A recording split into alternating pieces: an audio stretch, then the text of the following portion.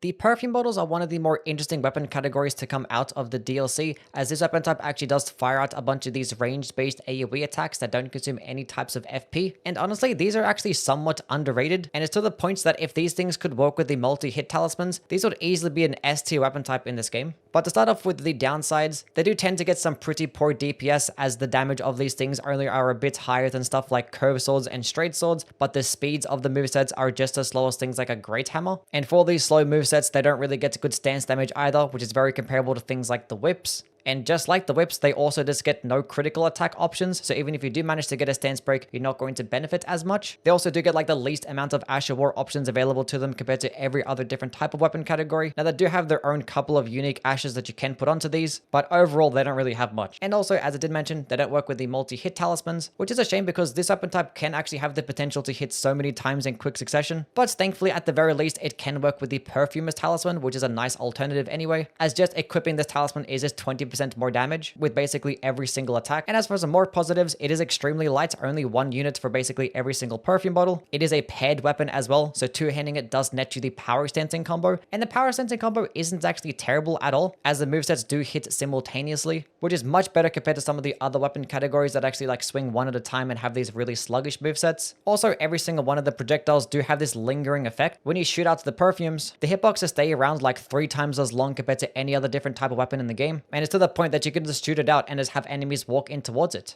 And on top of all of that, it actually gets some of the best range too. They can get more range than things like the pike, and even just as much range as things like whips. Actually even more if you do hit with the heavy attack, which this charged heavy attack not only goes really far, but does it in a 360-degree radius, so any single time you're surrounded by a bunch of trash mobs, this can clean them out very quickly. And it also is going to be the best way to kill things like knights and omens, as it's going to be like the only move that you can stagger these enemies with. And it can just straight up stun lock and cheese all of them very easily. Now, it's not going to be the best in terms of stance breaking enemies or in terms of DPS, so when you have these longer openings against some bosses, I would just much rather just light attack spam more so than use the charged heavy attacks. But the charged heavies and even the uncharged heavies do complement the weapon perfectly. But even then, the best part about the entire moveset is going to be its running heavy attack that does shoot out these AoEs to the side of the character, which can be very hard to connect against smaller types of enemies, and it can have a longer animation. But when you actually use this attack against some slightly larger enemies at point blank range, you're going to hit with the entire AoE combo, and it's going to be doing a lot of damage, especially if you have the running attack buffs equipped.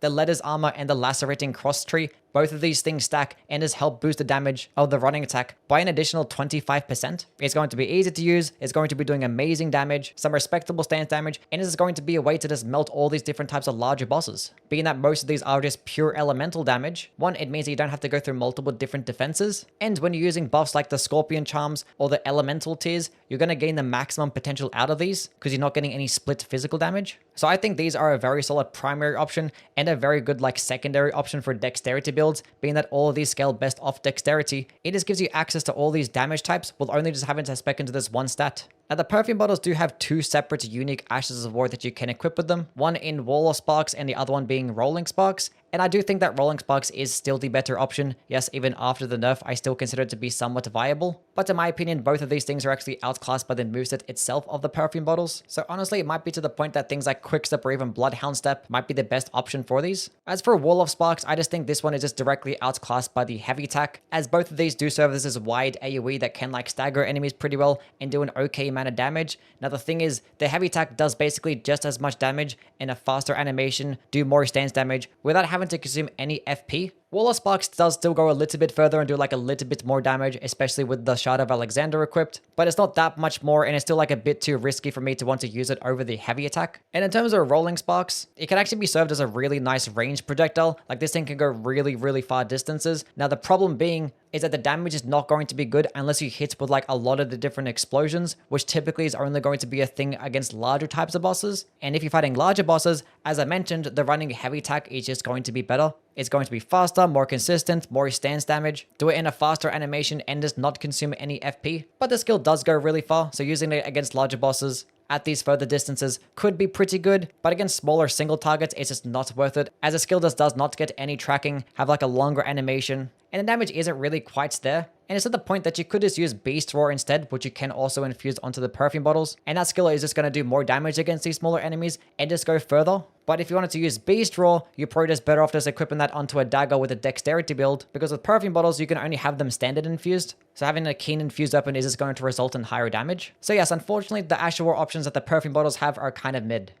But to start off at the bottom, the Frenzied Flame Perfume Bottle. This one is the lowest damaging perfume bottle in the game by a decent amount, unless you're at really high levels, to where unironically it actually is the highest damaging one, but it's only when you have like 80 in every single stat, because this thing does have scalings in 4 different stats. But if you are like anything below the level like 300, then I would just use any other perfume bottle. But the reason why it does get poor damage is because it does come with the Madness status effect, which in PvE is going to be borderline useless, as NPCs are the only things you can use this on. And if you wanted to proc Madness on NPCs, there are just other things out there that could just do it better, because the Madness build-up of this thing is not going to be that high. And being that this is a dexterity-based weapon, when you have a dexterity build, there are plenty of different like skill options available to you that can just help cheese all these different types of NPCs. So the use of this perfume bottle is very niche. Like, it is a way to give you pure fire damage with a dexterity build, but the Fire Spark perfume bottle can just do this better.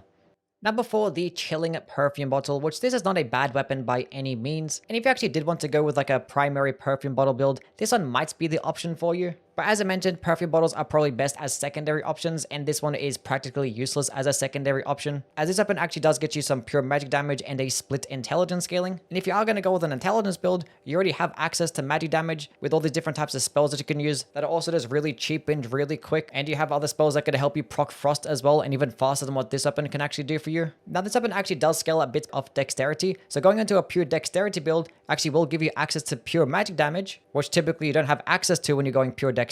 But the thing is, that is like borderline useless, as magic damage is like the most neutral damage type in the entire game. There are a very small amount of enemies in the game that are weaker to it or even resist to it. But as a primary option, it can perform okay. It's not going to get as much damage as things like the Fire Spark bottle or the Lightning bottle. But the trade-off being is that it does get some passive frost buildup, which frost is an amazing status effect, as it can debuff enemies to make them take a flat amount of damage and just make them take more damage over the next 20 seconds. Now the frost buildup is not that high. It is only 60 frost buildup, where if you have like a cold infused weapon, it's typically going to give you over 100 frost. But this weapon is a paired weapon, so you're hitting with 2 different weapons at once, so it can do pretty well. And the running heavy attack can make this do like about 150 frost in just 1 hit. But the reason why I am going to prefer the other perfume bottles is because those probably just get better synergy with buffs like Flame Get Me Strength or other different types of faith buffs. And even if you do account for the frost debuff, those ones are probably still going to get more damage, especially because you can proc frost with any single type of build. Just throw something like Chilling Mist Asher War onto a dagger and just use it at the start of every single boss fight,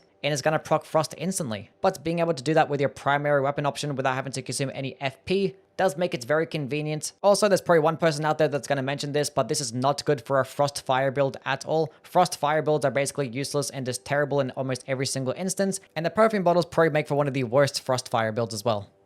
Number 3, the Deadly Poison Perfume Bottle, which this is actually the only physical perfume bottle in the game and the only one that cannot be infused. It does actually get you a split dexterity and arcane based scaling, and it actually is split even in both. Typically with the perfume bottles, they'll always scale a bit better off dexterity. So at higher levels, it actually can get some pretty decent damage. Now the base damage of the weapon is pretty low, and it's to the point that almost every other perfume bottle can just straight up out damage this one, even if you are at maximum level. Now the funny thing is, even then, it actually can get the highest amount of damage due to how many buffs that you actually can pair alongside with this. It is really light and it does physical damage, so therefore you can use stuff like the Blue Dancer's Charm. It's actually going to proc Deadly Poison very quickly, which Deadly Poison still isn't like the most amazing thing, but it's still going to be much better than regular poison, and it only does last 30 seconds, so it's better to keep the uptime of buffs like the Kindred Aurora Exaltation, Mushroom Crown, and the Poisoned Hand. And when you have all of these buffs active, you could definitely do more damage in all the other perfume bottles, but only when you're at these really high amounts of levels, because even if you do have all of these buffs active at like 80 Dexterity and 40 Arcane, even stuff like the Fire Spark perfume bottle can just outdamage it, because those are just going to be pure elemental damage, and using stuff like the Fire Tear, Flame Get Me Strength, and Fire Scorpion Charm can just help you do way more damage, and doesn't require you to have to proc a status effect to actually do it. And the Fire Spark bottle is going to be more useful as like a secondary option with a dexterity build, because one, this one actually does have an 18 arcane requirement, so it's going to require just more stat investment, and it does just give you physical damage, which you already have access to with a dexterity build. But this weapon actually does perform as a good secondary option just to be able to proc poison in general, because its skill Deadly Poison Spray does proc poison on yourself and nearby enemies in basically an instant, and then you're just going to instantly proc all these poison buffs and just help you do like over 40% damage for the next 20 seconds, which can definitely help you melt a bunch of different types of bosses. And the best thing is, you don't even need to actually meet the requirements of Arcane just to be able to use the skill. So if you really ever wanted to maximize damage, you could do something like this, which might be a bit annoying to set up, but it is possible. But yeah, as a primary option with an arcane build, it is going to do pretty well. But I think things like the Poisoned Hand or the Venomous Fang, which are other really light weapons that can give you access to deadly poison, are just going to be better because those weapons can just output either higher DPS or just much more stance damage. Number 2, the Fire Spark Perfume Bottle, which this bottle is actually the highest damaging one at these medium levels. Like if you're around about level 150 or below, this is probably the perfume bottle to use, as it does just get a pure dexterity scaling, but it's a much better dexterity scaling compared to all of the other perfume bottles. And it's only when you get to about like 80 dexterity and 60 strength that the lightning bottle is actually going to help out damage this. And being that it is fire damage, you do get access to things like Flame Get Me Strength to just help boost the damage even further. Now the thing is, there are a lot of different enemies in this game, especially in the DLC, that are very resistant to fire damage. And any single time where there's water around or it's raining, you're just going to be doing a lot less damage as well. And it's to the point that the other perfume bottles could just outdamage it. But I think the major use of this weapon is that it's probably going to pair perfectly alongside a dexterity build. Every single dexterity build probably benefits off using the Fire Spark perfume bottle, because with these builds, you don't typically get access to fire damage. You always get physical damage, and you have access to lightning damage with the infusions. But fire damage is always just meant to be for strength. So any single time that you're actually using a dexterity build and fighting enemies that are weaker to fire damage, you can just slap on the perfume bottle. Especially if they're actually larger, things like an Erdtree avatar, just spam those running heavy attacks at point blank range and everything is just going to get destroyed. It doesn't require much setup, it's extremely light, low requirements, and you're just going to benefit greatly. Number 1, the Lightning Perfume Bottle. Now, as I mentioned, it's not going to get as much damage as things like the Fire Spark Bottle at these medium levels. It's only once you get to about like 80 Dexterity and 60 Faith that you really start to notice that it's doing more damage. But the reasons why I'm still going to put it higher is because lightning damage is the best elemental damage type in the game. A lot of enemies are weaker to it, and any single time that it's raining or there's water around, you're just doing like 20% more damage. And this thing has a split faith scaling, so you do have access to all these different types of faith-based buffs to just further improve the damage. So if you do want to have like a primary perfume bottle, I think this one is going to be the best option. Now, as a secondary option, it's probably not going to do as well as something like the Fire Spark bottle, because with a dexterity build, you already have access to lightning damage with the lightning infusions. But I do think this weapon does pair nicely as a secondary option for faith-based builds. And yes, you do already have access to lightning damage with a faith-based build, but one, there aren't many faith-based lightning weapons. So in most cases that you have a faith build, you're probably going to have a fire-based weapon or a holy weapon. And if you actually were fighting some enemies like in the rain or weaker to lightning damage, you could just have this in your back pocket and use it in those instances. Because even though some of the lightning spells are really good, they tend to be either one, really expensive, and also just pretty slow. There isn't really like a quick and short range lightning based spell, but that's where the lightning perfume bottles can come into play. It's going to be quick and easy to use. As I mentioned, those running heavy attacks can serve you pretty fine, and it's just not going to consume any FP. Okay, that is the video now done and completed. As always, let me know what your opinions are down in the comments below. The next video is going to be the Great Katanas. We're finally going to touch on them. All 3 of them, we're going to rank them from worst to best. So definitely do subscribe for that one. And yeah, I'll catch you guys around. Bye.